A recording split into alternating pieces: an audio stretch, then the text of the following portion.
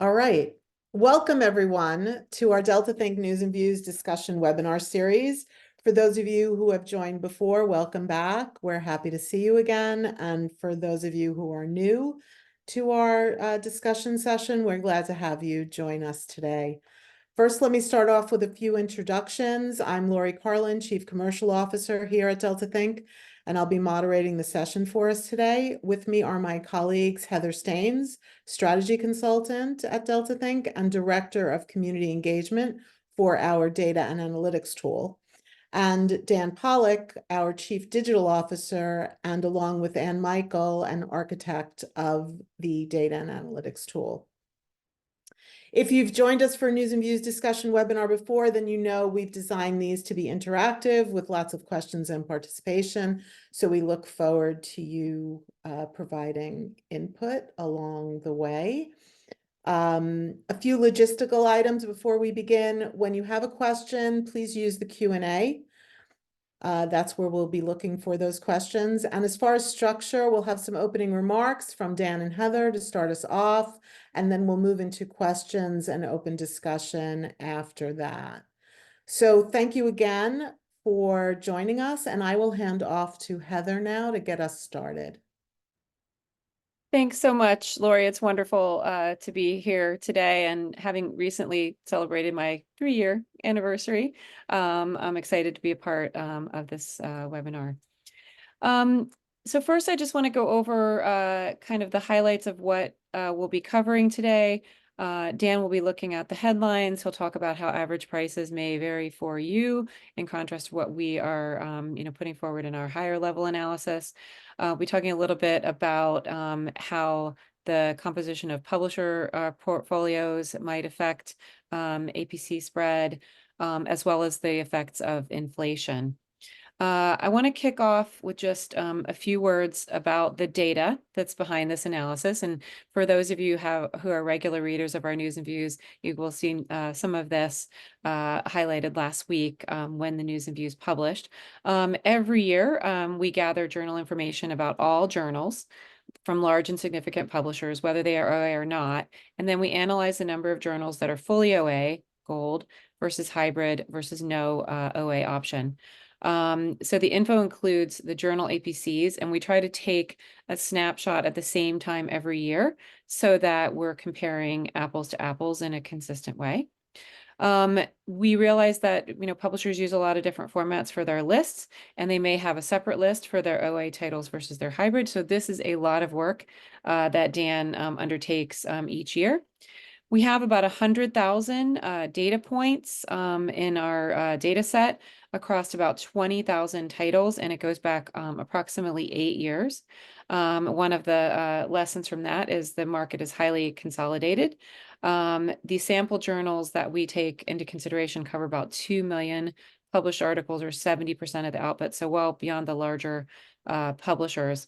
One thing to note, that when we're calculating averages, we're going to be showing some charts. That is instances where APCs are charged. So if we included 0 APC journals, as well as journals with no OA option, that would skew the average. So we exclude those for the purposes of the charts for averages. But when we're, a lot of our other analysis takes that information into consideration, we're happy to answer questions about that. So I am going to hand over to Dan. Thanks, Heather. Hello, everyone. Really great to be here. So yes, my job is to give you the headlines of what we found in our latest gathering of APC information, and I'll get straight into that. So going into 2024, we take this last week in January, first week in February, and say that these will be the prices effectively for the coming year. We found, compared with this time last year, prices have gone up. And they've gone up slightly more than the long-term averages. That's kind of the takeaway. We'll pull that apart in a bit more detail shortly. But to give you some numbers, fully open access journals, aka gold to some people, across our sample, on average, prices have gone up by 9.5%. So that's our big headline, really. That has been, quite a, I suppose, from one perspective, eyebrow-raising price increase. Hybrid list prices they have gone up on average by 4.2% over a similar period. So clearly fully open access has gone up a lot more than hybrid. We do look at maximum APCs. A few years ago, I think about 3 or 4 years ago now, some of the very, very high impact, big name journals started offering open access options for the first time. So a few years ago, we saw a real upward move in the highest prices charged for journals. And then those high end prices have continued to rise-ish. So the maximum APC you're likely to get charged for a fully open access journal is $8,900. And that actually hasn't changed. So although the average fully open access price has gone up quite a bit, the highest you're likely to pay, that stayed the same. Compare and contrast with the highest APC that you'll get charged for a hybrid journal. That's now topping out at $12,290. And that's up around $600 from this time last year. So increase in the maximum hybrid. Quick question. Yes, we're still on the title slide. There's a couple of charts to follow. The slides are appearing as planned. We didn't put one together with these headline numbers on it. But thanks for the question. Just a couple of other things, and then when we start to pull apart these averages a little bit, we think basically underlying trends have continued. So prices have continued to increase every year. As I said, this year slightly above average, especially in fully open journals, but we have seen some jumps in increases 2 or 3 years ago. Just to put some of the data in context, there are around about in our sample 3 times more hybrid journals than fully open ones. So a few years ago, probably 2014 through 2016, a lot of the big publishers started adding hybrid open access options to their journals. That led to a lot of journals offering those options. So you see far more hybrid journals than fully open access ones. And that tends to mean that hybrid journals set the patterns of the overall market averages because there's just more of them. However, it's worth noting that although fully open access prices have increased by almost, well, over twice as much as hybrid ones, nonetheless, fully open access remains significantly cheaper than hybrid on average. So on average, fully open access prices are around 62% of hybrid prices. That gap had been widening for a bit. It was 58% last year. It was 63% the year before. So we've sort of seen the gap widen and then narrow. But roughly speaking, you're going to pay about 2/3 if you publish in fully open access journal compared with hybrid. So that starts to offset, I think, some of those price increases. Around 31% of our fully open access journals do not charge APCs. So that, as Heather said, they're not included in these averages.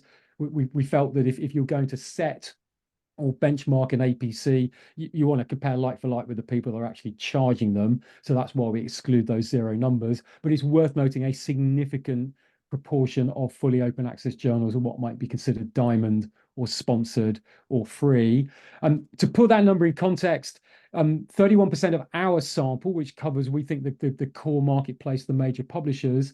I know if you look at the directory of open access journals, so they have a much broader, much more inclusive sample of journals. They include a lot of community journals and so on. I think that they said around about 2/3 of their entries do not charge APCs. So the use of so-called quote diamond unquote is absolutely significant. We've done some analysis on that. We'll probably publish an update on it in 2 or 3 months. So that we've yet to agree our exact editorial schedule. But I think that's significant because one point I really do want to make is that APCs remain absolutely fundamental to understanding open access pricing and the open access market, regardless of business model. So I know there's been a lot of conversation about affordability of APCs, discussions about perhaps moving away from per paper APC models. Absolutely, those conversations will continue. But the ultimate prices you're going to pay, whether it's bundled or subscribed to open or however these deals are put together, transformative agreements, they're going to track back to these per paper prices. That's really how people, I think, will set and assess the total amount they pay. So we think that looking at these averages remains a pretty fundamental analysis and driver of the marketplace. So Heather, can we move on to the next slide, please? I know this is complicated. Don't panic. We'll talk you through it and break it down. But really, the big point we want to make, and we've done, again, quite a bit of analysis on this, is that the headline averages really do mask quite a bit of complexity. And how much more you pay really will vary. It can depend quite significantly on which discipline you're publishing in, and whether you're towards the cheap or more expensive end of what's going on. So, for example, if you're publishing at the top end of fully open access journals, for example, as we said, that highest price hasn't changed. That's a 0% increase compared with a 9.5% increase on average. So averages mask variations. This particular slide here is looking at breaking out hybrid prices only. And what we're trying to do here is show how does the distribution of prices change over time. So the chart is plotting horizontally price bands and then vertically numbers of journals in each band. So what we're saying here is what are the most popular price bands? What are the least popular price bands?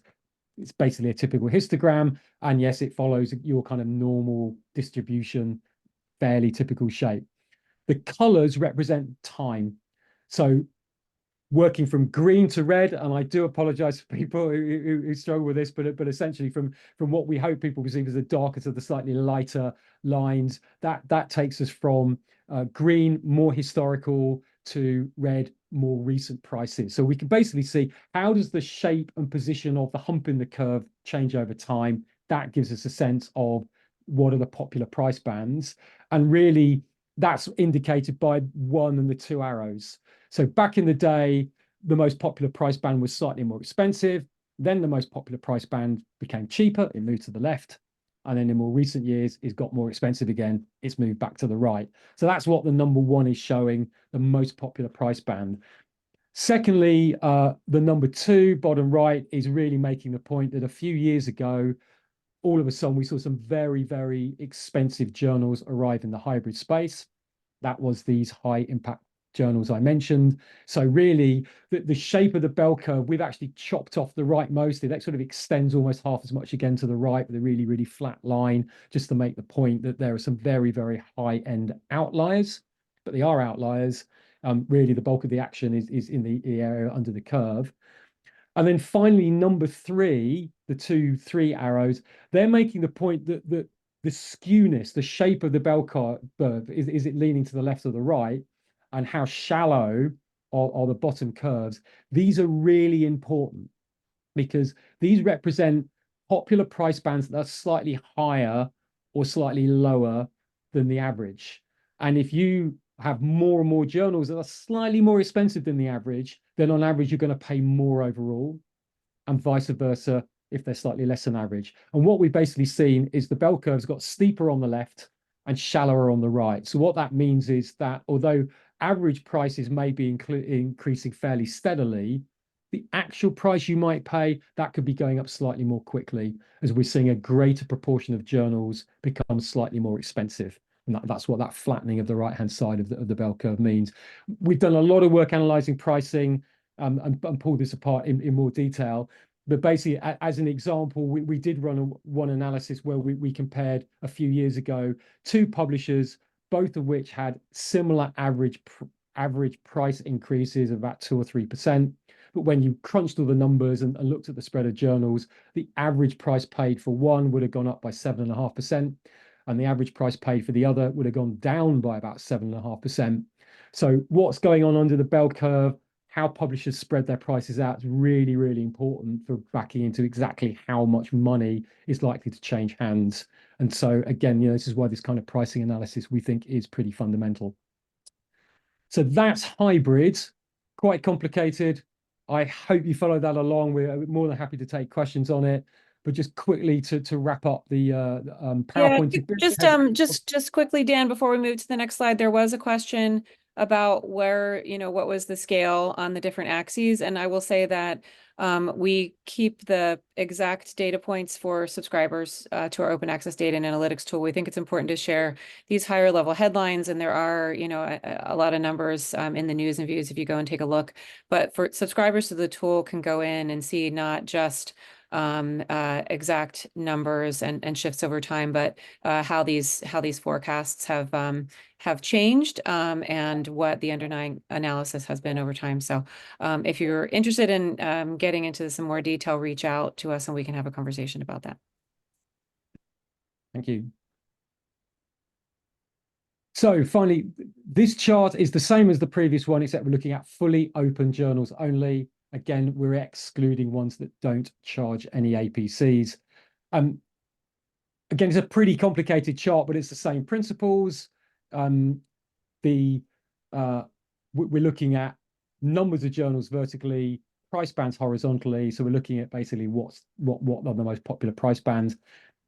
Main thing for fully open journals is that in the early years there were two popular price bands. You had a kind of dromedary double hump to the charts. As time has gone on, we're seeing one sort of very big popular price band. So you know, compared to charts with hybrid, you had kind of one quite narrow one. Fully open is a much sort of more open pricing landscape. I think a much greater spread of prices. And that's the double dromedary is sort of merged and then separated over time. That's what the wiggly dotted arrow is meant to indicate. And then finally, the fact that the height of the curve's gone up basically means there's more and more fully open access journals that we're finding that are charging prices. Basically, the total area under the curve is the total number of journals in play, so total sample size. So we can see that the numbers of fully open journals are growing over time, and kind of coalescing into this broad price band that's slowly getting more expensive. And you'll notice the right-hand side of that topmost red line is becoming shallower. So again, back to this sense of there's an increasing proportion, if you will, of journal prices that are slightly more expensive. But at the same time, you're seeing the left-hand side grow as well. So as I said, real spread of prices there. There is a question I think just popped up. Do we have figure 2 overlaid on figure 1? No, not directly. I'm afraid. Again, that's something you can get if you want to come into our tool. We've got some very rich data analytics and visualization tools that lie behind all this stuff. So please do reach out and get in touch about that. One final thing, and Heather, you're welcome to stop the slideshow now, please, because we don't have a slide for this. Is I just very briefly wanted to mention the effects of inflation, to try and put that 9.5% increase in perspective. We will produce a more detailed analysis of this in a month or two. So I'm kind of scooping ourselves, but just to give you a sense and put these price rises in context. On the whole, on average, across the whole of open access publishing, hybrid, fully open together, in real terms, on the whole, prices are decreasing slightly. So although the headline prices, the numbers as published, are going up, when you factor in inflation and crunch the numbers, they're going down on average very, very slightly. So there'll be some interesting things we explore in that forthcoming analysis that says, you know, perhaps in real terms, fully open access publishing is getting very slightly cheaper. However, for fully open access publishing in fully open access journals, that's not quite the case. We're seeing a more mixed picture. Some years prices have decreased in real terms, but some years they've gone up in real terms. So that 9.5% price increase we've seen going into this year, that does actually represent a real terms price increase of about 2 or 3%.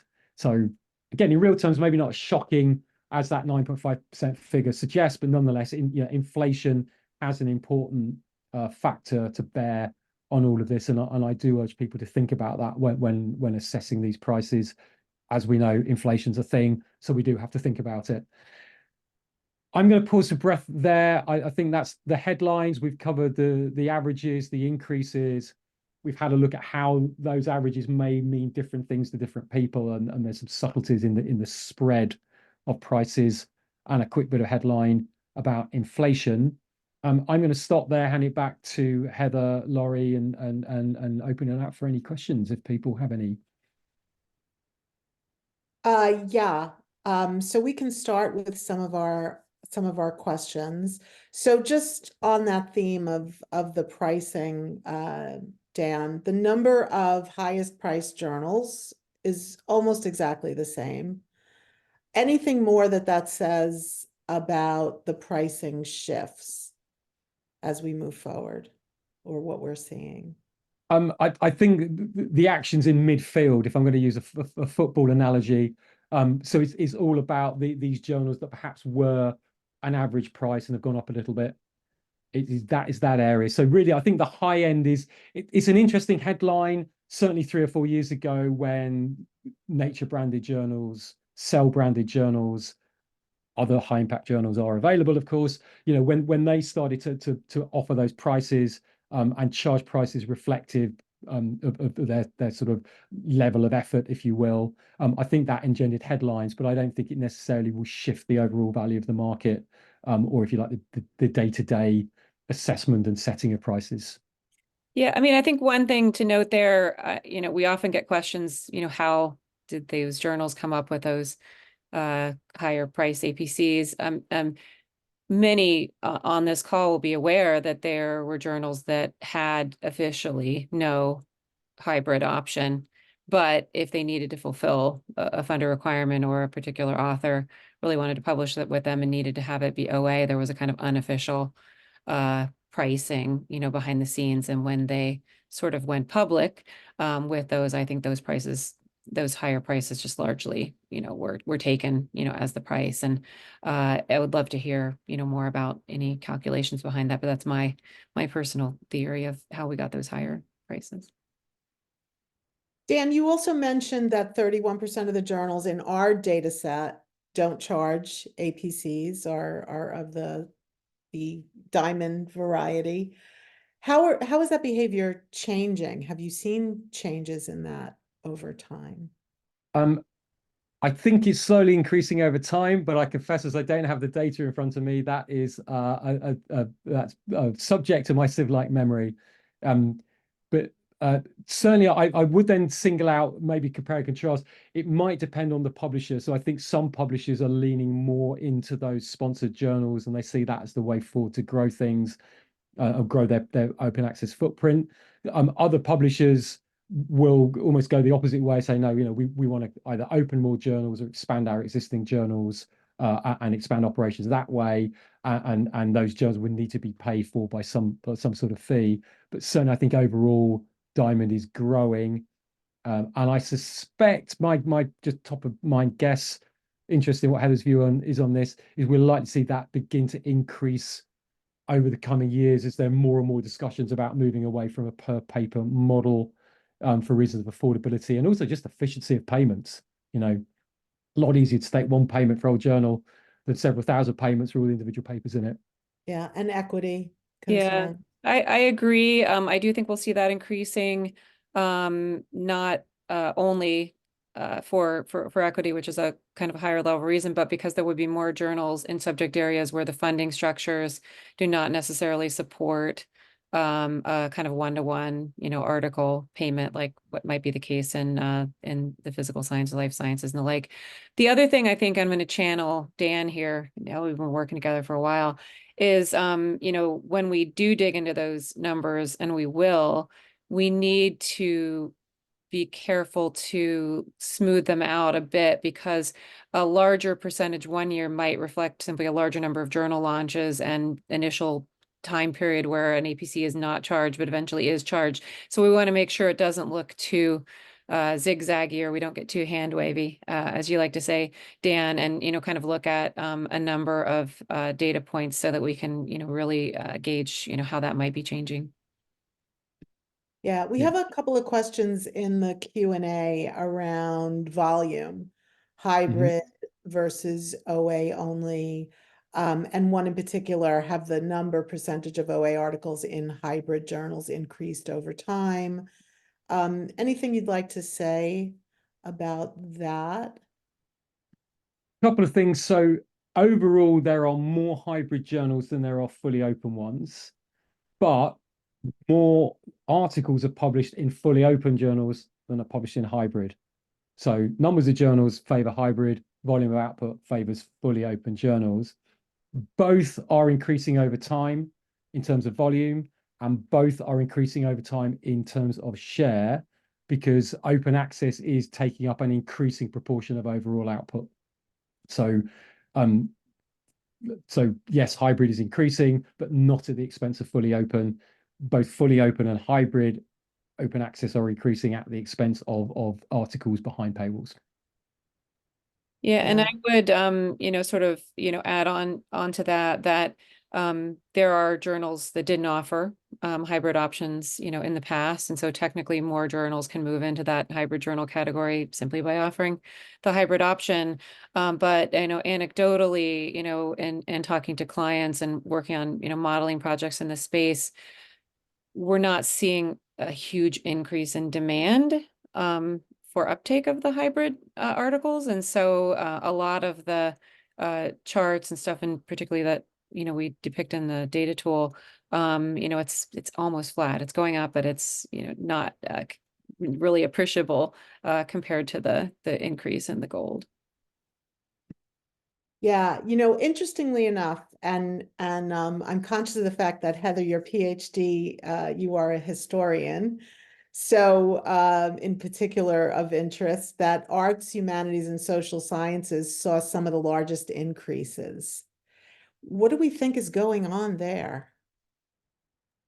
Who wants to take that first, Heather? I mean, I do think that there are more open access publication offerings, both in humanities and into the social sciences.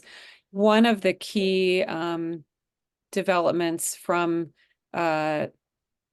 things, more digital content access demand during COVID and online learning and the like, was that I'll speak for historians.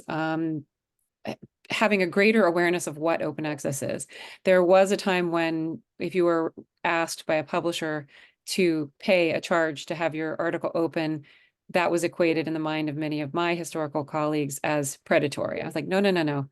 Predatory is a thing. It's a different thing than that. But during a more wider access to that type of content during COVID and more familiarity with terms, there is a better understanding and appreciation for populations that you study in regions of the world where you are doing your research, being able to access your content regardless of their budget for their institution.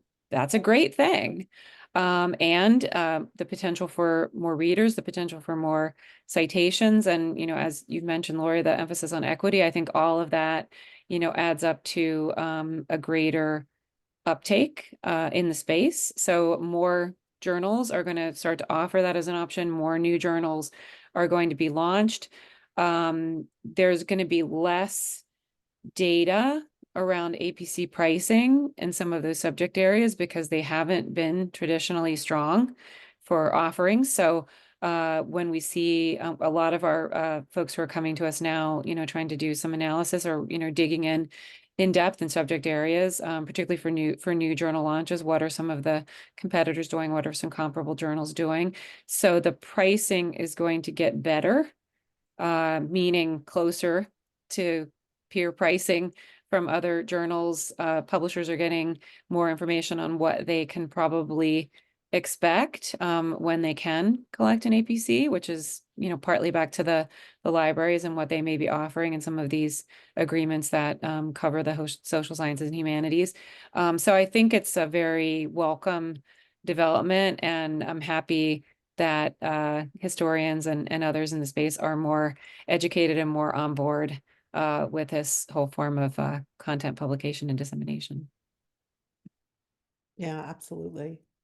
We have a couple of questions around society versus commercial publishers. And if we know the breakdown of OA journals or OA uptake, commercial versus society, we have the most comprehensive data on society journals, really differentiating that information. So how is the behavior of society publishers differing, do you think, than the big commercial publishers? I don't exactly have the data in front of me. I'm quickly trying to look it up here, so I can give you a sense. I mean, absolutely, we do break out the information quite comprehensively, society versus not. I don't actually. I'm quickly scanning through some of my. While Dan is while Dan's looking just for a second, I'll say, I've done some webinars in the past with society journals who partner with commercial publishers, both in the mixed model space and also in partnering through OA. And so I know that it's been expressed that there's some concerns for societies who are using one of those pathways, that they may be pressured, one way or the other, to up their APCs, or you could say they may end up with better data from their commercial partners around right sizing, their APCs. So it's, two sides of the same coin. And so the complexity of the behavior in that space, if you separate those who use partners versus those who still publish independently, the decision-making process as well as, the available data may differ. Great. Yeah, Okay. I mean, to Heather's point, your mileage really does vary. Maybe on average, societies might charge less for APCs, but again, that's an average. It can depend. I mean, some societies actually charge a premium pricing because they can, because of their brands, and they, they offer what they advocate to be very, very high impact or very, very well regarded journals. So I'm kind of reluctant to give too much of the definitive answer, because it sort of is, it's a bit like saying your price will vary depending on the discipline or the subject area. Certainly, if you're interested in more analysis, please do get in touch with us. As I said, we've got some terrific data on this, so we'd love an excuse to dig into it and see if we can pull out some answers for you. One other thing worth noting is, I think it's a dynamic with societies. Of course, many societies are actually published on the platforms of very large publishers. So there may be some discussion there about who exactly sets the price, and there'll be some sort of dynamic, of course, between the society who may be operating to one more mission-driven perspective, and perhaps a publisher or service provider, of course, is perhaps taking a more service or profit-driven perspective. I think as a general rule, societies are in control, so they like to set things, but again, that will depend on the deal that's done between publishing house and society. Yeah. We have a question in the chat that I'm actually going to jump in and start off answering around, do we have data about how authors are paying APCs? If it's through grant funding, if it's through institutional OA agreements, if they're paying out of pocket. And I think the answer is all of the above. To steal from Dan, your mileage may vary. We do a lot of research studies at Delta Think around this question, and it very much may depend on the discipline, on the region, on the institution, as to where this money is coming from. And so it's something worth digging into for your own portfolio or your own journal set to really understand your market and your community.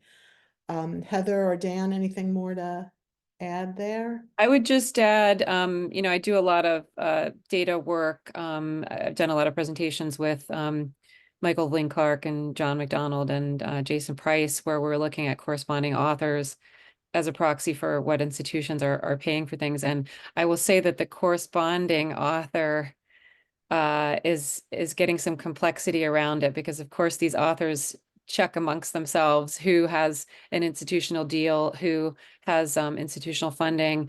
And so it's becoming a little more complicated to just use that as your only data point when you're trying to figure out, your projected spend and the like. But to Lori's point, they're paying for it wherever they can get it. And they know what the available funding is, for example, from their institution. And if they're publishing late in the year, they know it might not be available to them. They're not necessarily going to want to wait till the following year. And so they will go for a non-OA publishing opportunity, even when it really goes against their preferred sensibilities, because they don't want to wait, 2 or 3 months. And so one of the things I'd love to, talk to publishers about how to tackle with these agreements is, how do you cover that end of year in a way that will have some dependability, reliability, and transparency for the institutions who are part of the agreement, that doesn't impede the publication speed, but also takes some of that concern or potential frustration off the researcher plate. Yeah, I'll Could leave I it- add to, Go ahead, Dan. yeah, just to build on what Heather's saying, I think that sort of anecdotal evidence that authors shop around is really, really interesting. I think it's one of the first pieces of evidence we've come across that says that researchers may indeed shop around. They have a sort of price awareness, but I think it's interesting that price awareness doesn't necessarily follow through to which journal they might choose. So we don't see much evidence of a link between how much a journal is charging and, for example, how great an impact factor it has. I suspect researchers are therefore alighting on journals based on whatever they've traditionally done. Is the journal relevant? Is it in their discipline? Likely is it recommended by their PI or their supervisor or their faculty head, etc. I mean, there's a number of factors, and I think a number of surveys over the years have highlighted them. But it is interesting that once they alight on it, it's then a case of, okay, how can we get the best bang for our buck?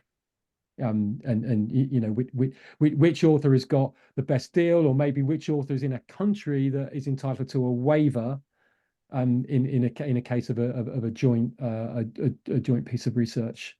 So evidence of some sort of market dynamic and price elasticity there, as the economists would have it.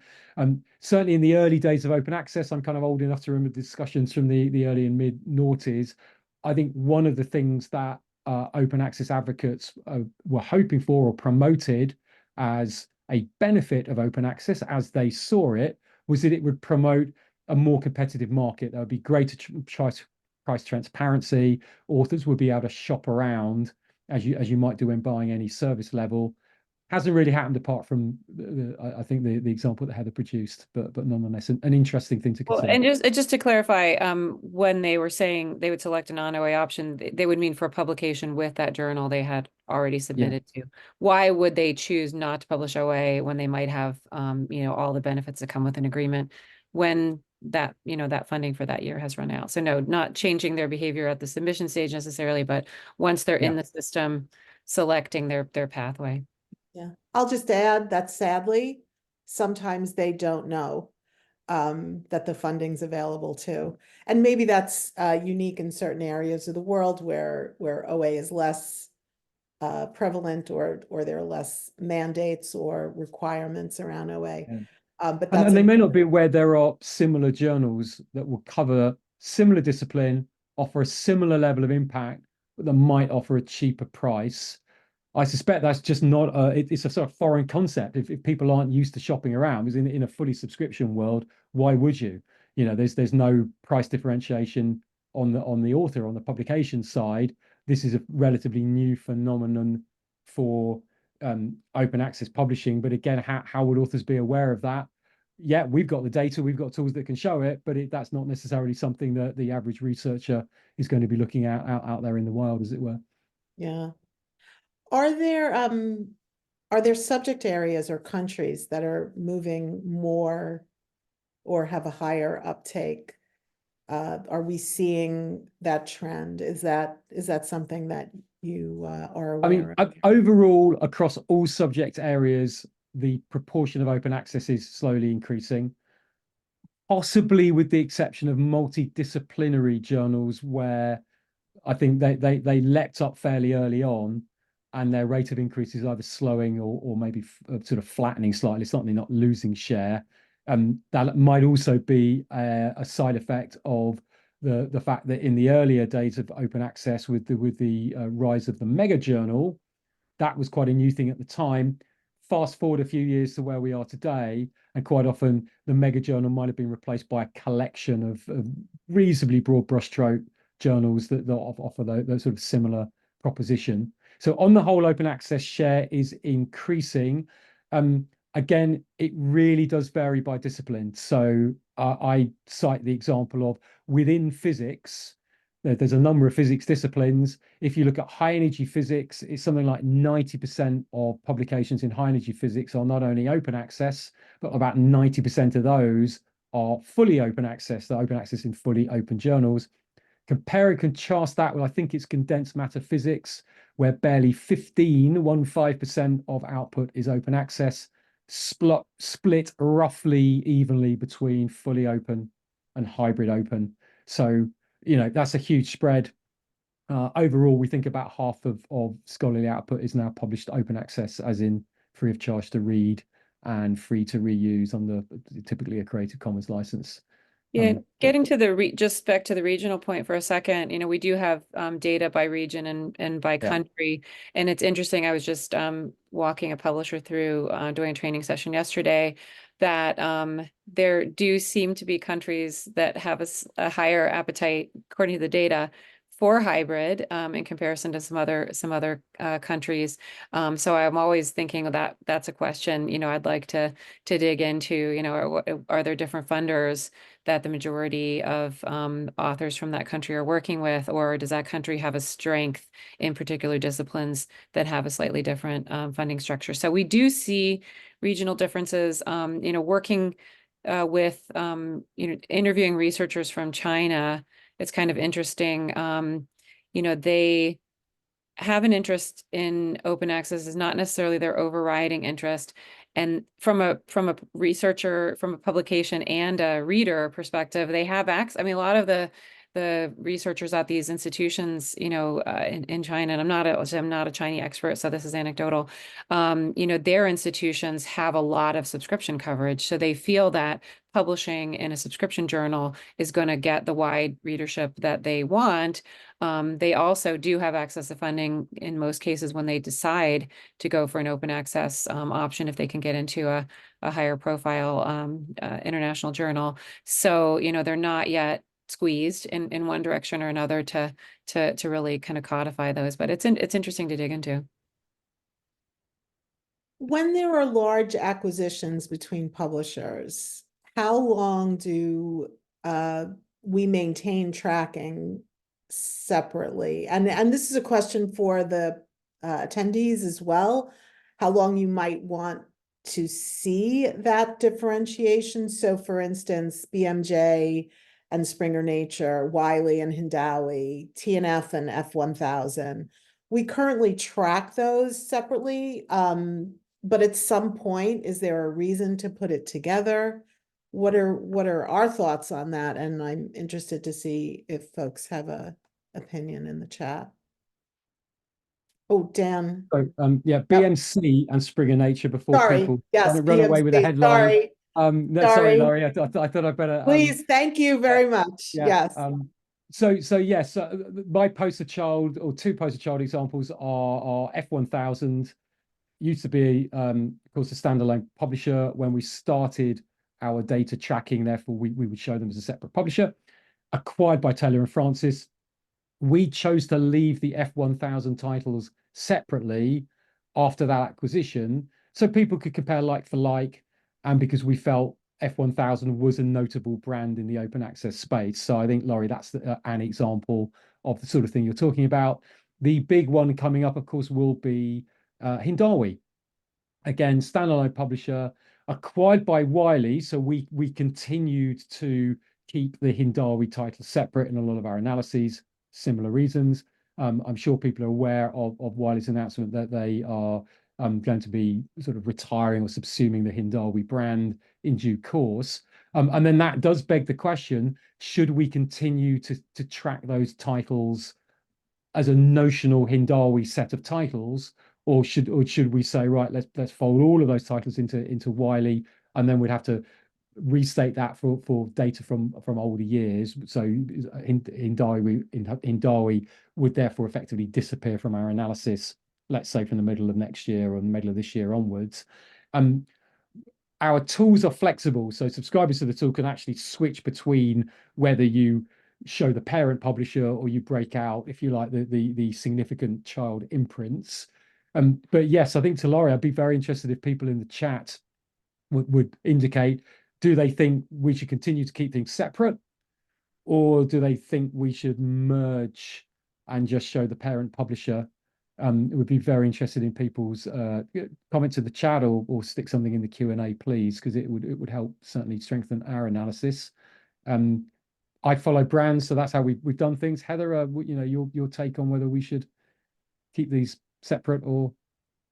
I mean, with sort of initially starting out an editorial, I would think one question about it would be, are this collection of titles distinct as an offering, as a brand? For example, if they begin to be rolled in and they either through model and through reputation, branding, the like, become assimilated, with the parent publisher, with the larger publisher, then it may not make sense to track them separately. But if they continue to have a slightly different model, if they continue to have a more of a mission focus, it might make sense, to continue to track them, in those instances.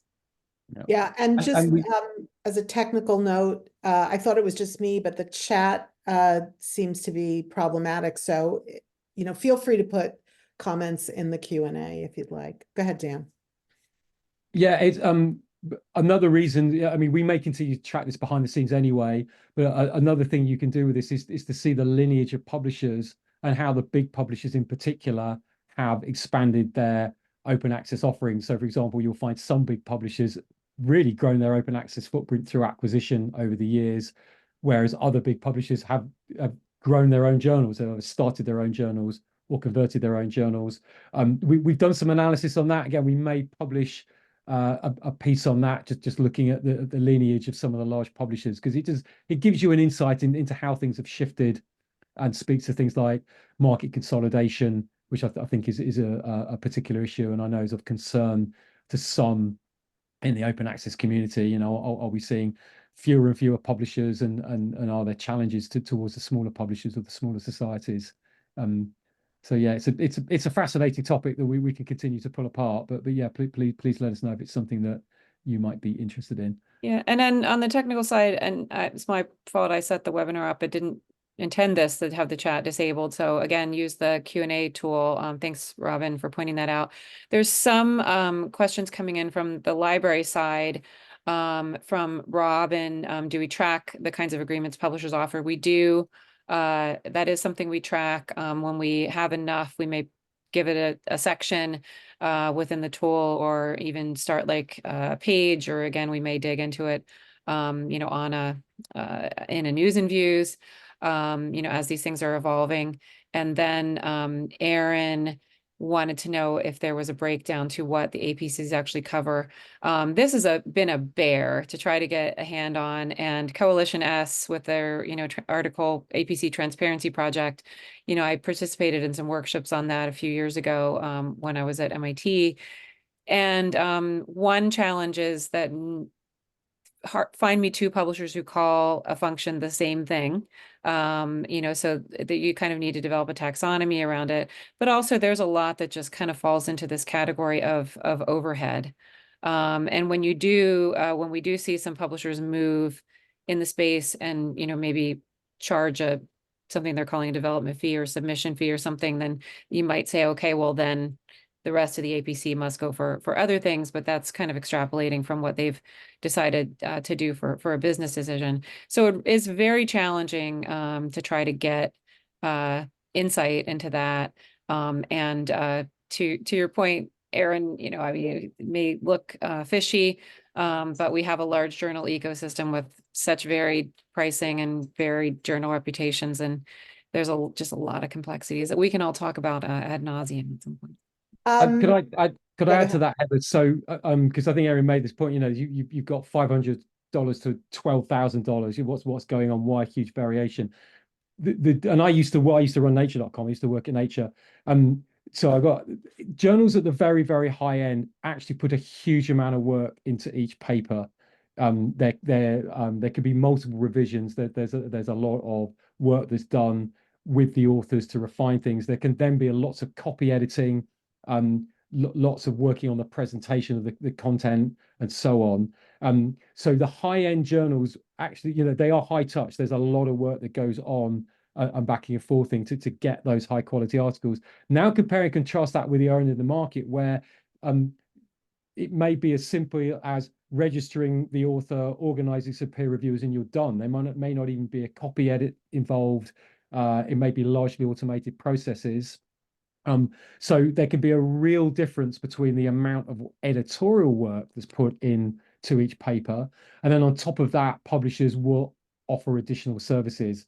For example, the marketing and promoting of a particular piece of research, which that could be to the benefit of the author and also to the funder who's produced it. Again, for a journal that charges very little APCs, they may simply not offer that as a service. Journals that charge more may offer that more as a service. And then we've got things like archiving and organization and metadata organization, putting things in repositories. So there's a whole bunch of kind of mechanics and process that go on somewhere in the middle.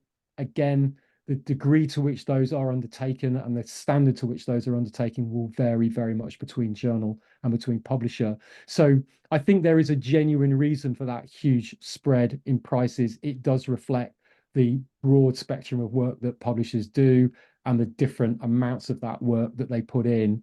And I've sort of heard this question, especially about the higher prices a few times before. I don't think people are often aware of just the sheer amount of work that goes in at the top end at those sort of high impact journals. And I'm not singling out just Nature, across all of those big brands, if you will, there's actually quite a lot of editorial heavy lifting that goes on. So I would ask people to bear that in mind, that the prices aren't entirely made up and plucked out of thin air, that I think they do reflect the kind of effort that the publisher's putting in. And then the discussion is, exactly how high is high enough and where should the margin sit and things like that, that will be an ongoing discussion and debate. I think also, to Heather's point, you can go to individual publishers' websites, and often they will offer a breakdown. You need to hunt around the About Us pages. It could be about the journal page or maybe about the publisher. It really does depend. If you're interested in this, I suggest seeking that out for a few large publishers.